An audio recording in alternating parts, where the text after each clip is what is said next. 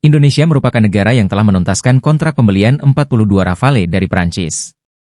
Kesepakatan pembelian ini menjadi tonggak penting dalam modernisasi yang dilakukan TNI Angkatan Udara untuk memperkuat pertahanan Indonesia. Meskipun pembelian ini mendapat dukungan dari beberapa pihak, ada juga kritik yang menyebutkan bahwa keputusan ini bersifat politis dan ada yang mempertanyakan keunggulan teknologi dari jet tempur yang dibeli. Namun, Prabowo menegaskan bahwa langkah ini adalah bagian dari komitmen untuk memperkuat pertahanan negara.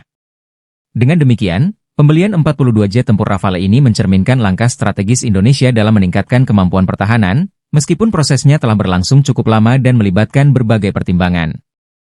Jet tempur Rafale merupakan jet tempur generasi 4,5 yang dikenal memiliki kemampuan multiperan. Kemampuannya mulai dari superioritas udara hingga serangan darat presisi, dan memiliki teknologi mutakhir dan persenjataan lengkap.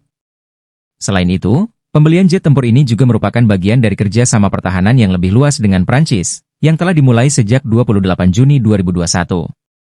Ini menunjukkan komitmen Indonesia untuk tidak hanya memperkuat kemampuan militernya, tetapi juga membangun hubungan strategis dengan negara-negara lain dalam menghadapi tantangan keamanan global. Dengan langkah ini, Indonesia berupaya untuk memperkuat posisinya sebagai kekuatan regional yang mampu menghadapi berbagai ancaman, termasuk yang berasal dari ketegangan di Laut Cina Selatan. Mengungkapkan bahwa Indonesia berkomitmen membeli setidaknya 42 unit jet tempur Rafale di masa depan. Indonesia juga telah menyelesaikan kontrak 18 pesawat terakhir dari komitmen 42 Rafale-nya dan pesanan Prancis pada Januari 2024 untuk 42 pesawat. Indonesia sendiri telah menyelesaikan pesanan tersebut pada 10 Februari 2022 lalu dengan pihak Prancis. Hal ini dianggap sebagai salah satu tonggak kebangkitan kekuatan udara di kawasan Asia Tenggara. Bahkan jika merujuk pada artikel Defense Security Asia pada 31 Agustus 2024, berjudul, Wilayah Udara Asia Tenggara akan sibuk dengan Rafale, F-35B, Gripen E, F-15X. Wilayah Asia Tenggara akan diperkaya dengan berbagai jenis jet tempur ganas dalam beberapa tahun ke depan. Tindakan beberapa negara Asia Tenggara yang mengakuisisi pesawat tempur multiperan, multi-role combat aircraft, dalam beberapa tahun terakhir diperkirakan akan semakin meningkatkan tekanan terhadap Malaysia. Pembelian 42 jet tempur Rafale oleh Indonesia memang menarik perhatian negara tetangga, termasuk Malaysia. Ada indikasi bahwa Malaysia merasa tidak nyaman dengan langkah ini, terutama mengingat ketegangan yang ada di kawasan, termasuk di Laut Cina Selatan. Kekhawatiran Malaysia. Malaysia telah menunjukkan kekhawatiran terkait dengan penguatan militer Indonesia, terutama dengan pembelian jet tempur yang canggih seperti Rafale.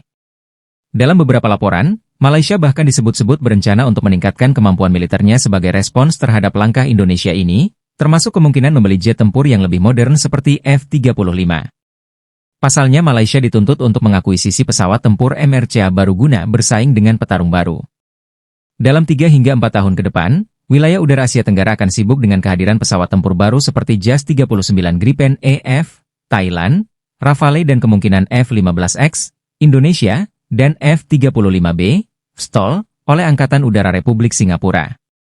Bahkan Filipina diperkirakan akan mengambil keputusan pada tahun ini mengenai pilihan pesawat tempur MRCA yang saat ini berada di antara JAS-39 Gripen dan F-16 Block 70 serta kemungkinan pesaing terbarunya, KF-21 Boramae yang dikembangkan oleh Korea Selatan.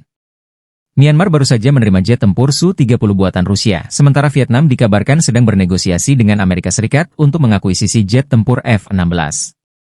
Masuknya pesawat tempur generasi 4,5 dan generasi kelima ke dalam inventaris Angkatan Udara Asia Tenggara diharapkan dapat meningkatkan tekanan terhadap Royal Malaysian Air Force, RMAF, yang masih bergantung pada pesawat tempur generasi keempat yaitu Su-30 MKM dan FA-18D Hornet. Malaysia berencana mengakhiri layanan pesawat tempur FA-18D Legacy Hornet pada tahun 2035 sedangkan untuk pesawat tempur Su-30 MKM, RMAF melalui program CAP 55 berencana mengakhiri layanannya pada tahun 2040. Meski pesawat tempur Su-30 MKM dan FA-18D Legacy Hornet telah diupgrade melalui pengerjaan Midlife Upgrade, MLU. Namun masih timbul pertanyaan apakah di kalangan pengamat atau publik, apakah pesawat tempur RMAF tersebut mampu bersaing dengan pesawat tempur RMAF. Pasalnya, jet tempur generasi 4,5 dan kelima yang jauh lebih baru dari negara-negara Asia Tenggara.